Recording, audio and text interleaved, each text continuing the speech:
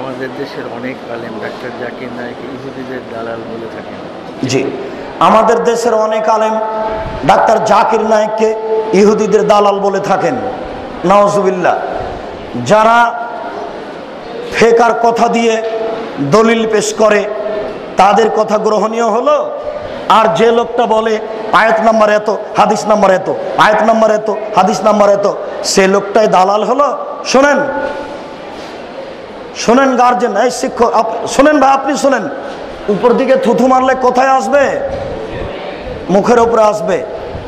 যারা ফেকা দিয়ে ধর্ম প্রচার করে তারাই কি করে বলে যে জাকির নায়েক ইহুদিদের দালাল?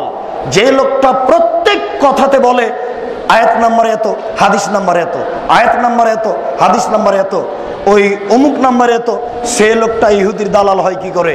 এটা একটা নেহায়াত অন্যায় কথা এবং অপবাদ। যারা বলছে তাকে ইহুদির দালাল তারাই হচ্ছে ইহুদিদের দালাল। আমরা বলি না, এই কথা শুনে আমরা নাউজুবিল্লাহ পড়ি, আল্লাহ তুমি বাঁচাও।